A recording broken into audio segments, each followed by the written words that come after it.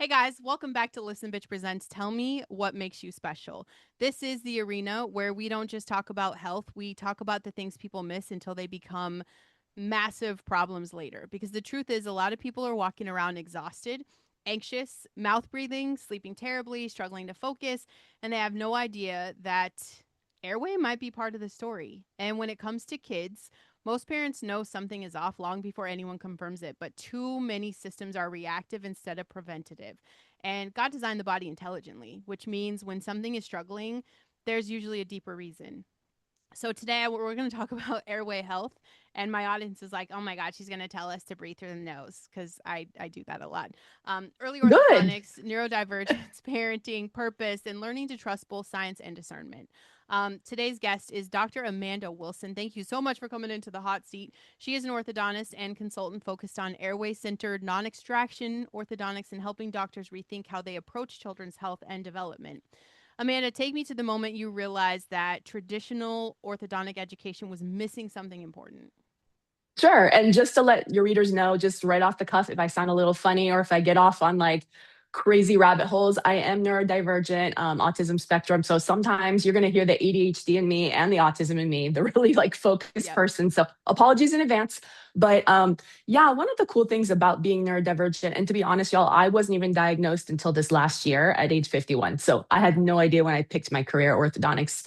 It actually probably was a great fit for me because the ADHD and the autism, they help to promote pattern recognition, and that's what orthodontics is all about. So once you see patterns, you can't unsee patterns, and we're really good at bottom up thinking and seeing trends that other people don't see. So not just me, there are many orthodontists started noticing maybe if we do orthodontics differently, it can be cheaper for the patient, Yeah. better for the patient, and we can get a better outcome. And orthodontics in general, just to give you guys a quick nerdy history lesson, it's changed dramatically.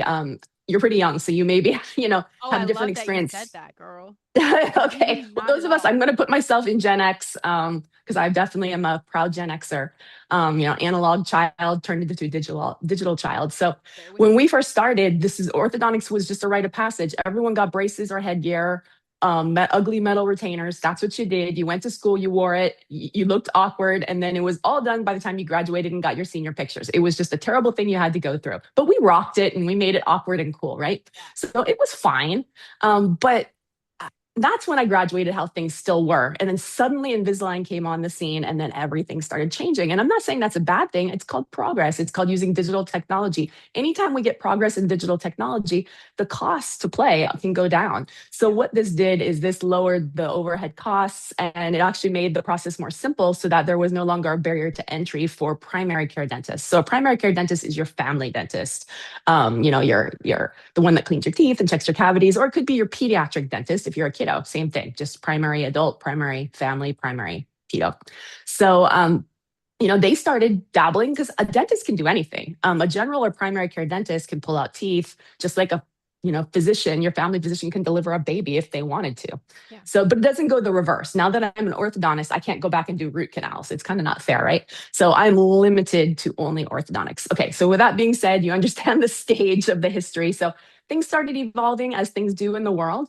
And I realized that there were a lot more primary care dentists dabbling their toes into it, which I thought was actually kind of great. Maybe not great from my pocketbook because that's less food on my plate, Yes. but I thought it was great for the patients because now they had more access to care and more options. Because a lot of times before in your city, you only had one orthodontist. And if your orthodontist said you don't need to start, you don't need braces, or you need to wait, that's what you did. You didn't have other options.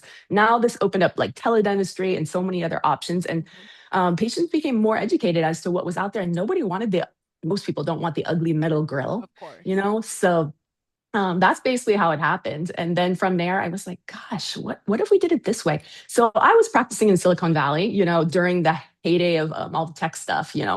and I had a lot of patients that were like, well, I got a travel doc for a few months. I need to keep going with my Invisalign. Let's see if we can find a way to make this happen. So we were kind of doing some janky teledentistry, back 15 years ago before there was apps and all. I mean, there was no Right. apps. I mean, you could only send a static picture on like a flip phone, right? Hmm. That was it. And it wasn't even that good, but it was something. Something's better than nothing. So, but I even had patients sometimes that would take regular pictures on a regular camera, print it out at Long's or CVS, back then, and mail it. I mean, there's all kind of ways you can do things. So anyways, that's how this all started, the change. And once I knew that we could do things better, cheaper, get better access to care, I couldn't practice the old way again. I just couldn't. It just in the pit of my stomach, it felt wrong. So I set out there to create an educational network so I could teach more people and therefore they could provide better services to their patients. Sorry, long intro, but you get the idea. No, I love that so much. And first of all, you're talking about the headgear and the metal Mhm. that kids went through. I was on the side of the spectrum where we were too poor for it. And so I Mhm. lived with that, the big teeth gap, the big gap, and people would be like, "Do you floss with a Yeah. boat rope?" So I lived through that era, absolutely. But But let's talk again, about that real quick. Do you mind if yeah, I just expand on that? So, no, wasn't yeah, that traumatic for you? Like that's why I felt like I needed to speak yeah, up because some things have to be addressed when you're little and you don't have to spend the whole 6,000, 7,000. Let's just fix that gap. Let's just fix that bite. Let's yeah, just make the kid not have buck teeth so that they're not getting teased at school. The teasing, I had a gap too. I got so much teasing and I didn't get my gap closed till I was 17 till my parents could afford it or until I was told I could have, yeah. and I got teased and my life would have been different had I had orthodontics at 8. Matter of fact, when I was 8, I was taking now and laters and paper clips and making retainers and wearing them to Yes. school because I thought they were I can cool. exactly. That's awesome. Yeah, I used to think I wanted them, and I actually went my whole life without needing them, and there's still a tiny gap, but my teeth grew together. So it worked That's out. good. The kids making fun of me. I had to spend the money. I didn't. Thank the Lord for that.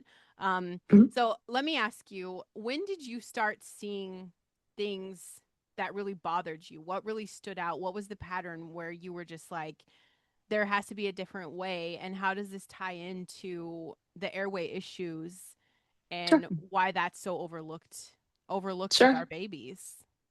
Totally.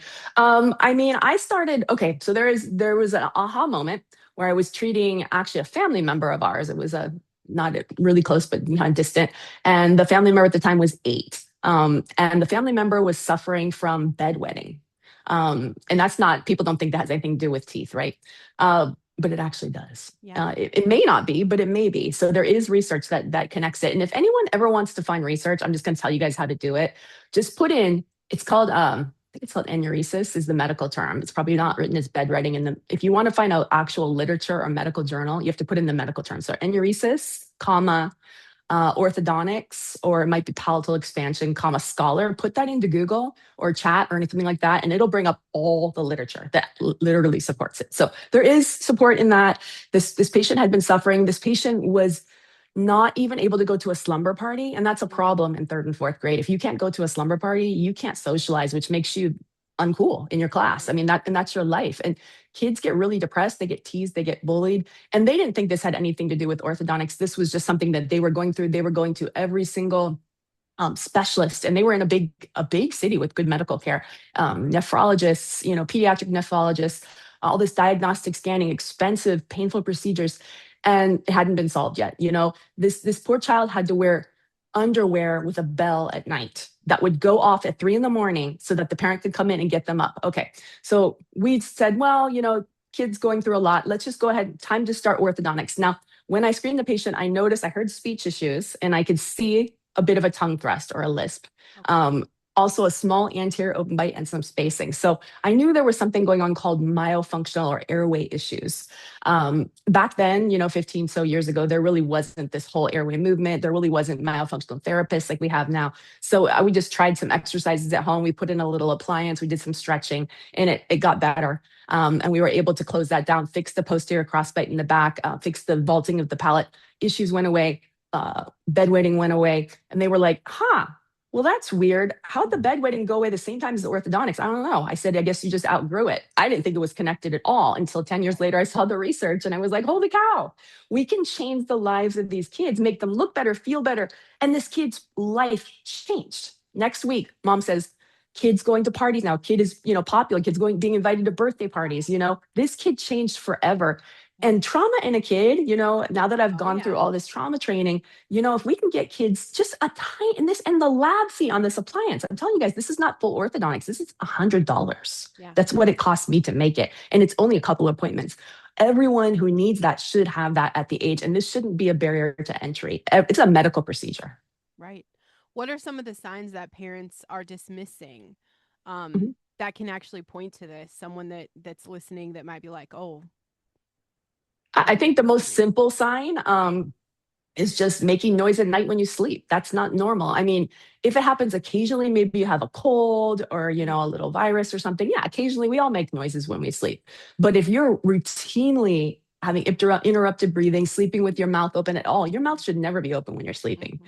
So, there's a few, and I don't know how geek out we want to be, but can I give your listeners three like books or Please. a movie to listen to? Okay, Yeah. cool. These are not dental movies or dental books. These are like things that anyone can buy, but they really go into this if you want to learn more. So I'm going to grab my paper just to make sure I pronounce it right. So one of them is a book you can get at Amazon called Breathe, Breathe with an E, not breath, but breathe, because there's two different books. This is by James Nestor. It should be a yellow book. If you like the Joe Rogan podcast, he actually interviewed this and it was great. That's actually how I heard it first, was from the podcast. And then I went back to read it. So great book. Another book is called Jaws. There's two Jaws books. There's one that has a shark on it, and then one that has an X-ray of teeth. Pick the one that has the X-ray of teeth. That's Yeah. another one. And then one more is a movie. This is from Netflix, but you can't be on the ads plan. You have to be on the not ads plan. I don't know, I just, at least in the United States, but it's called Open Wide. And it is about the orthotropics or mewing movement. If you know about mewing, all those teenage boys are like mewing. You ever seen that? You No, haven't seen and I mewing? have teenage boys, so you're gonna have to tell Okay, me you because asked I them. have It no was kind of idea. like a few years ago. It's not like Sig Seven, which is not cool anymore either, or Yeah. Skibbity, but it's before 6 7 and Skibbity. But ask them Okay. about mewing. Just stroke your chin like this, like the angle of your mouth, like make your chin big, and they will know Okay. what that means. Just do that to them and see Okay. what they say. It's called mewing. It's not about cats. It's Okay. about jaw positioning, jaw posture, and jaw strengthening, led by the late John Mew. Now his son Mike Mew is taking over, but that moving is about it. That's legit stuff. So Wow. those are the three things that kind of shaped my mind. And then if Yeah. people want to learn more, those are great resources to go So to. we need to start mewing for real. I don't know if you have to. Mew is like an exaggerated version, but Yeah. the point is using your jaws in kids. So Yeah. just to give you guys to nerd out a little bit, and you'll get this more in the James Nestor book, but he goes through all the anthropological research Yeah. where basically he's going to tribal cultures and he's being like, hey, tribal cultures in Africa, Asia right now, nobody has crowding. People don't have jacked up teeth. They don't have bite problems. Why? Because they're using their jaws properly as little kids. They're developing the muscles and they're growing the right way. You can do twin studies where one twin grew up in a third world, one twin grew up like in a privileged Yeah. society, and completely different as identical twins. So there is a small genetic component, and people think it's all genetics. No, it's actually what you do with it. It's epigenetics. Yeah. I love that. I think let's nerd out about how breathing affects everything in your life because it affects sleep, it affects focus, Mhm. it affects mood and obviously development. Yeah. How much, I mean, what portion of that Well, is yeah, it does. yeah. I mean, I want to talk about that, the importance of that, because I think even, in a health journey, my listeners now, wherever they are, maybe they don't have little kids, but I mean, even breathing for ourselves. Like, I watch people mouth breathe all the time, and I think, man, that's one little thing you could fix that would change so much in your life right now. And there is a direct correlation in the research between mouth breathing and mortality. Like, I'm not going to say because you mouth breathe, you're going to die early, Right. but do the research. There's a link to having more um, systemic issues, systemic inflammation. There's a lot of links, and you can research this legitimately. And this is it connected to this, but it might. And if we can just, it's not a hard thing to fix as long as you fix it when you're young. Yeah. And then faces generally grow really nice once you fix that underlying problem, as long as there's no like for me, to be honest, I mean, I had all kind of airway issues. I had a broken nose because Mm. I mean, I'm feral child, Gen X, always Mhm. like scrapping. I think one time I got at camp and when I was 13, I got hit in the face with a baseball, didn't tell my parents. I knew my nose was broken because it was like sitting funny and it was bleeding, but I Oh, didn't want to get in trouble because back right. then in the 80s, you Oh, get yeah. in trouble when you get injured. And I got in trouble one time. I broke my finger at camp and my parents were mad. They blamed it on me. Of course. And I'm still to this day. So, Right. I didn't tell anyone. And then my nose grew hecka crooked. My bite was crooked, and I'm still a little asymmetric. And I Yeah. don't want people to go through that. They got to understand that we got to fix things really young. And the fun thing about fixing things young is it's not that expensive. If sometimes you don't even need to pay for things at all. Sometimes it's just a matter of just making changes to your environment and your posture. Yeah. No, I see that. I love that you're really passionate about fixing those things for kids now? Because Mhm. it is a lot of stuff being put out. And I mean, what made you passionate about pricing? Did you see that a lot? Was that a pattern of like people just really aren't going through with it because of the costs? Yeah, I mean, definitely. So I'll tell you a little bit more. So back in 2013, I started doing a lot of blogs. This was Land of Blogs, and a lot of my blogs are still on my channel. If anybody wants to check them out, they can. Can probably put it up afterwards. But and I started realizing that the price, there wasn't many places to get aligners in the United States. There was some, but it was really expensive to get aligners. And really, the only aligner brand at that time that was really big was Invisalign. There was a little bit Clear Correct. And I started getting involved in realizing that the price to make plastic aligners, really, you can get it down to 15, 16, $17 a unit if you do volume. And I started doing the math and thinking, why are we charging these patients this much money? Like this is crazy. Like we on our end, if we do things right, we can do this in 3 or 4 office visits at 15, $17 per aligner. Let's run the math. Yeah. So I said, well, what if I start putting the information out there so primary care dentists can access the information, because it was too hard for them. Like they didn't know how to do it. So I just taught people how to do it, and now they've got the resources. Yeah. Just access to care. That's all it is. Yeah. I love that. You talked about in your intro about being neurodivergent, and Mhm. I'm a little neurospicy. And yeah, I Cool. got the diagnosis and kind of ignored it for a very long time, but I realized just my brain is just a little different. It's a little different. Yeah, that's okay. How did it really how has it been the benefit for you to have seen these patterns and to solve these problems? And is there something that the medical or the dental world gets wrong about neurodivergence? Sure. Yeah. And I think female neurodivergence in old and we call it female late diagnosed neurodivergence is its own category. Late diagnosed means later, not as a child. And I wasn't diagnosed till last year. So um, I didn't even know what that was until a year ago, until I started doing a lot of research in orthodontics and ADHD started coming up. And I started learning, well, what causes ADHD? Because I only remembered one type of ADHD kid in my practices. It's the boy that's jumping around, can't sit in a chair. I've had those in my Yeah. class that's nothing new. They've been in my class my whole life. Yeah. But then I started really connecting more with doctors in the mainland. I live in Hawaii, so our doctors are a little more conservative, but also in Europe. Mm-hmm. And I started reaching out for resources there. And I find out that females can actually have neurodivergence, but it's more hidden. It doesn't show. Right. But I mean, to be honest, my brain is telling me, get up, move around. Like that's Mm-hmm. what my brain is saying to do. But girls, honestly, in the 80s and 70s, we got beat. Like if we were naughty at school, it was not how it is now. Right. And even in the 80s and 90s, if you couldn't behave at school, it was either military academy or boarding school. Mm-hmm. And those got threatened to me. Maybe not military academy, but we definitely got boarding school. And my parents weren't joking. I saw people at church that would just disappear for 6 months. These kids would be Yeah. 12, 13, 14 and gone. Where did they go? They're not going to church anymore. Oh, they went to a camp. Yeah. I didn't want to go to a camp. So I just listened. And I watched the boys in my class that had to go off and take the meds. I said, I'm not doing that. I'm just going to sit nicely and listen, even if it kills me. But by the time I get home, I would be so exhausted because all that energy to sit nice and do what you're told is really, really, really hard. And then you just dysregulate and you don't have the energy to do your homework. All you want to do is just lay around or run around. And yeah, so they say you can only be diagnosed as an adult if you showed signs as a kid. So the problem is when you do the testing as an adult, the signs that we show isn't always there. Like Yeah, exactly. it takes a lot of trauma therapy to be able to go back and figure it out. But once I connected all the dots, I was like, oh, this is kind of funny. And then I had so much fun telling my whole family because if this, unless you're adopted, this is an presumed autosomal dominant condition, which means you have a parent or parents who have it.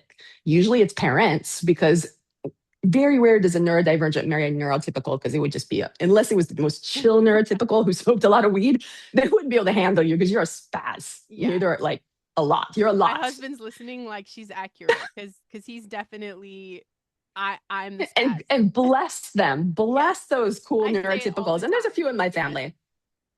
Very much. They're just very chill. But and they just look at the whole thing as entertaining. Yeah. But yeah, so then I had so much fun going back to my siblings and aunties and being like, I think you're this. And some of them denied it, and some of them got mad, and some of them said, okay, maybe I am. But it actually made things in my family significantly better because I think once I let go of all the trauma, like I went through a whole like Christian-based forgiveness program in order to, this was a process because I Yeah. needed to get rid of this so I could move forward and just focus on helping people. So once I forgave everyone for all the trauma and everything, and I laughed because I'm sure I wasn't great either, you know, and we kind of debriefed with everyone I owed an apology to. I did my inventory, I talked to them, and our family's way better for that. So I I'm love happy for that that. so much. And I feel like that's something that I love my listeners to hear is just the real life of that experience of, for us to move forward, for you, Dr. Amanda, to move forward and to be able to help other people, you really do have to let go of the baggage.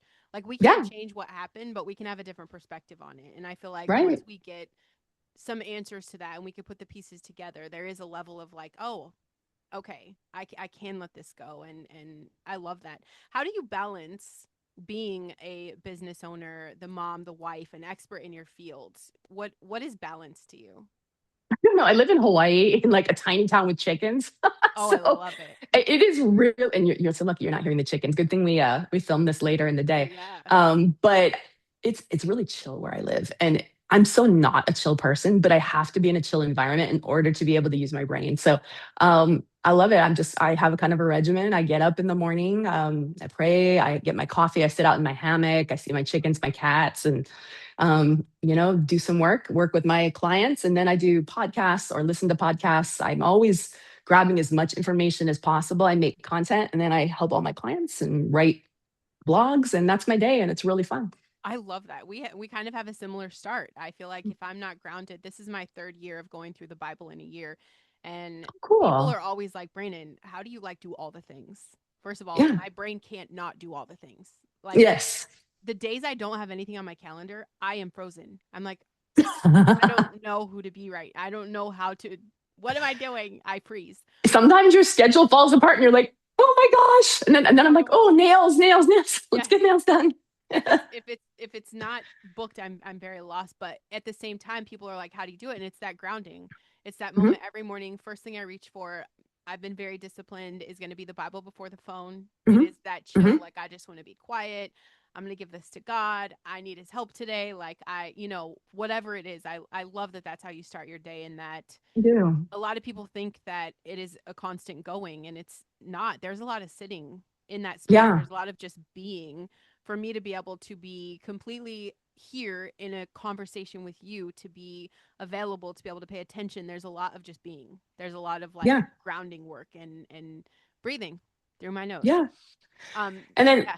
oh no, one other thing I was going to tell you is that, and this is the mistake a lot of founders or really type A people do, is that they say yes too much. Oh You yeah. know, and before when I first got started, I would take everything. I mean, 3 a.m. You want me to get up to a podcast? Yeah, let's go. 3 Mhm. a.m. No, I don't do that anymore. No. So now I turn off and unplug by 6 p.m., maybe Love it. 6:30, maybe 5 sometimes, and I don't even look at my work emails anymore. So and that took some getting used to because it's hard. They'll pile up, but then it gives me a solid 12 hours of just focusing on family, worshiping. Sometimes I watch fun movies that are secular, singing. I do a lot of worship singing just around the house, and just getting grounded. This has made my day so much better. Absolutely. You also you talk about purpose and flexibility.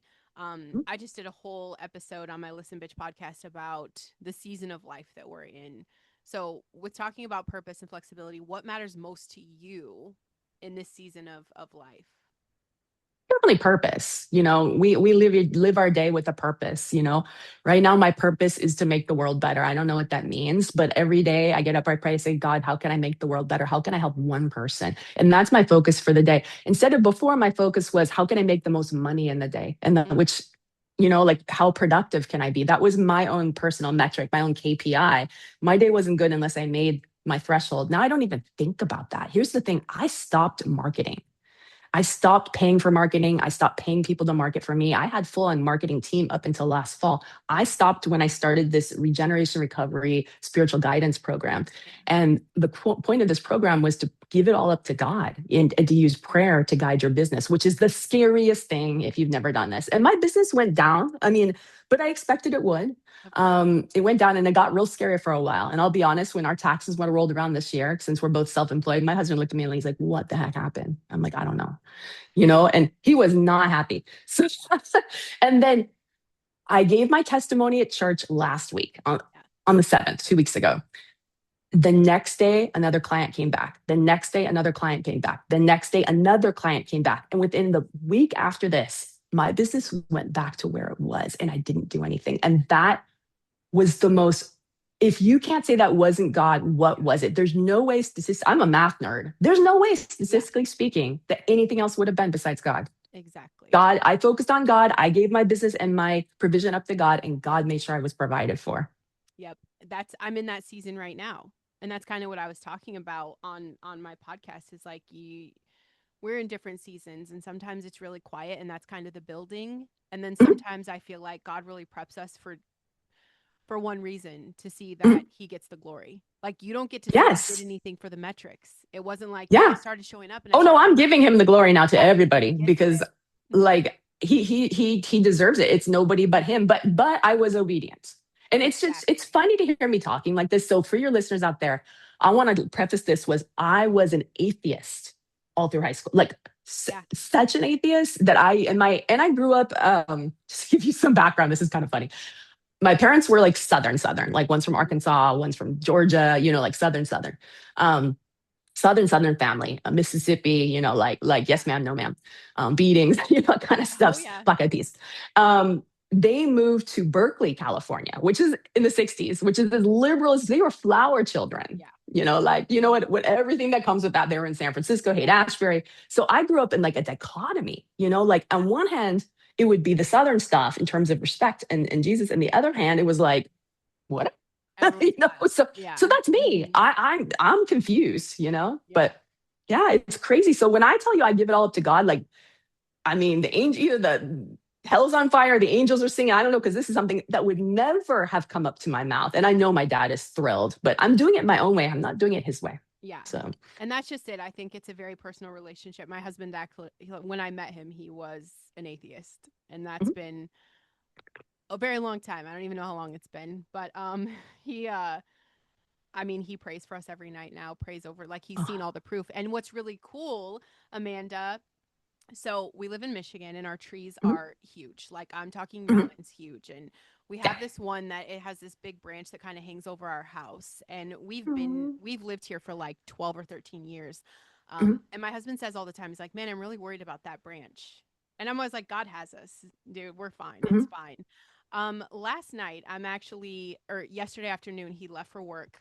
We got this huge sudden storm. I mean, it just came so fast and violent and I felt weird outside. I was like, man, something feels weird. I run inside and I'm like, oh, I'm just gonna make, my tea or whatever. I hear this and feel it. Like I thought an earthquake mhm, came down. I'm like, what the heck is that? Huge thud, scared the mhm, shit out of me. I'm like shaking and I'm like, I don't understand what the hell just happened. I think someone drove through the house. So I'm mhm, looking at the roof because I felt it and I'm like, well, I don't think it was a tree because I don't see anything.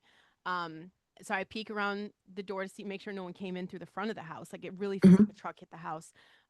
The storm calms down about 10 minutes later. I walked outside. That tree is on our house. And I'm like, Oh, oh my gosh, the tree's on our house. And so I wait a couple hours because I look in here and I'm like, there's no damage mhm, inside.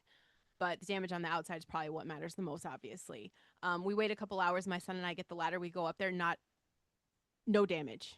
And this thing is huge on my house. The wow, whole house is covered with this huge branch. wow, And I'm like, I call my husband. I'm like, what did I tell you? And he's like, God has us. And wow. I'm like, yeah, say that again because no damage, zero damage. And he's been worried about that tree for like 10 years. So again, totally off topic from our conversation. No. Talk about the neurospicy brain because I just went down Yeah, the whole rabbit hole of that. But no, it's God. It always comes down to that. And he has us totally. no He matter has what. It's us. an amazing Yeah. thing. And once you have that faith, like definitively, you're not just saying it with your finger Yeah. twisted behind your back, or I hope he does. Yeah. No. Once you can confidently say it and not think I'm lying in my head, Yeah. your life changes. It Something does. happens. It really does. I love that. Tell us about the program you created. Sure. Which program is that? I've The created a one few things. the one you were just talking about now with, the spiritual program, like Oh, regeneration recovery. regeneration, that's the word. Oh, I didn't create that. Like, that was Oh, actually you went created by. through it. I went through it. Yeah, yeah, yeah. Although Ah, I am training it to be a leader now. So, this is, you guys, this it's free. So I'm going to send people there. And I did talk to one of the leaders, and they were like, "Send people. It's fine. You can talk about yeah. it on the podcast." So, I love that. regeneration recovery. My understanding was it was started by a church called Watermark. Okay. Or a foundation, which is a Christian foundation called Watermark. You can look that up if anybody wants to. But they go and they have a coursework program, and they train people to train other churches how to teach 12-step values in order to get over anything that's going on in your life. So, I mean, it could be drugs, it could be alcohol. Those are typical, AA 12-step things, but it could just be anxiety. It could be just trauma. It's maybe not things that you've directly done wrong, but maybe there are things that you just need help with in your life. It could be overeating. Yeah. So they have a list of 100 things you could be recovering from, and they give you this list, and they say check out everything that maybe you've been through. And of this 100 things, some of them were like greatly illegal, like heroin, injectable drugs, Yeah. prostitution. Right. I had in the 80s, and some of the stuff is small stuff, but this is stuff that God maybe wouldn't like. I was like, like Yeah. maybe I should make myself a little better. Right. Like, and a lot of this was just adapting, like just trying to survive. Yeah. Did I say a bad word? Yeah. And I say bad words sometimes. I'm not Hmm. perfect. So, but it was a free program, and there was no, in my state in Hawaii, there was not a single in-person program. So I found one that did online, and it was based in Texas at a tech church called Lake Point. Lake Point has a lot of, those of you from Texas, has a lot of campuses. It's one Hmm. of those mega churches, I think. And they said, yeah, it's rolling. You can join any week. You can start any week. So I joined up, and this was last spring, and I went through its entire year program. And you have like a stack of books, and it's so sweet. They match you with a group of ladies. I was with I think 11 ladies, Wow. and we have two leaders, and we went every week. And then they also assigned us a mentor or a sponsor who would meet with you weekly as well. It was a commitment. I'm not gonna lie. It was a good, if you actually did what you were supposed to do, did the book work, the reading, the small group work, the charting, the journaling. It's probably about 10 or 15 hours a week, if you actually do the work. But it takes you through the Bible, and it basically teaches you how to use the Bible as a resource for thinking, growing, making decisions, and how to use wise spiritual counsel if you have trouble. And you really don't need to go to a psychiatrist. I mean, yeah, I mean, if you need prescriptions, you do. Yeah. But they teach you how to advocate for yourself, what's right, what's improper spiritual counseling. I mean, I learned how to use the Bible for everything, and I realized I had so much spiritual trauma, which means Oh people yeah. using the Bible to get me to do things. Weaponized. Yeah. And Hmm. that weaponized spirituality is a problem, and that could be trauma. So once I got over all that, and it took a lot of work to get over everything, and it's still a process. It was incredible. So I just graduated last week. I'm doing leader training now, so I Congrats. welcome everyone. Yeah. I love So that. Thursday 1:30 Central, you can join up. It's rolling. Anyone's interested? It's online. Just take a look. I love that. Thanks for sharing that. Well, Sure. what are the first of all, I've always joked about, like, there's not a guidebook for life because I Mhm. emancipated at 15. Oh, good for you. So I yeah. wanted to do that at 15. so, Yeah. Right. so my dad was a lawyer, so I don't think that was Right. going to happen. So Yeah. No, my mom signed her rights off on me when I was like 12. So I didn't go to military school. I went to juvie. Very, very opposite end okay. of the whole deal. But Yes. anyway, so it going through that process, I joke about there's no guidebook to life, right? I've been figuring it out since I was 15, Mhm. and I read the Bible and I'm like, "Oh, there's literally a guidebook to life, y'all." Yeah, It is there the is. literal guidebook, and Jesus is the model. Like, we have it Yes. all set in front of us. So I love that so much. What are the programs that you're working on? You said you have a few. What's next for you? What's your next big scary project? Goodness. I mean, are you talking about in terms of like science and my business? Are you talking about in terms of Sure. I mean, all spirituality, of it. or Both. Are you working on more than one thing right now? always working on I stuff? love This it. So, I the mean, beauty of the neurodivergent brain is a lot of times you're we're starting doing multiple everything. things, Yes. and yeah, and then whatever sticks. I mean, it's like throwing stuff on the wall and see what sticks. I don't know how much I want to tell you that much, because not all the stuff may stick, and I have a tendency not to announce stuff unless I know it's going to Oh, stick. that's But fair. I get that. but For the most part, right now I'm working on leadership training with Regen. I'm growing my spirituality here in Hawaii with some small groups. I'm really focusing on Podmatch, which is where actually I met you, Yeah. which is a company where they match people to go on podcasts. Because before, all my podcasts I was doing up until yesterday were all dentists, interviewing dentists, so B2B. Now I've had quite a few people say, hey, you've got a lot of interesting things to talk about. Why don't you go on like regular podcasts Yeah. where people just get to know you? So I prayed about that and I started doing it and started doing it yesterday. Welcome So to it's the been really regular fun. podcast. That's I awesome because like it. It's this actually took more a turn fun. too. Yeah, I Yeah. love it. So that's what I'm doing right now, for the Awesome. most part. I tell people And about then Podmatch. I'm like, it's dating. It's like dating it for is. podcasts. Hmm, hmm. Swipe, match, pass, whatever. Yeah, no, it's really fun. And it's cool because we never know. And I feel like all of us are neurodivergent for the most part. So we're just like having a great conversation. Yeah. No, I very much agree with that. We are coming up on our time here. Where can people follow you, get resourced with you? Where can they stay plugged in? Sure, sure, sure. Best way to reach me is probably my website, which is straightsmilesolutions.com. Keep in mind that this was a website that's written for dentists to be able to help their patients. So it's Yeah. very dentistry, but within there, you're going to find pages like my video page, my blog page. There's a lot of content there. So even if you're not a dentist, there's a lot of information about dentistry, but I also even go into other things and I take requests as long as it's like loosely related to teeth. If you message me and say, "Hey, I want to hear about this," I'll do it. Yeah, I love that. This is the part of the show where, for what it's worth, I get to tell you what I think makes you special. It's not Thank just your you. expertise. I think that's amazing, but I really think it's the heart that you put behind it. The fact that, you saw gaps in the system, you saw kids being overloaded, you saw parents needing answers.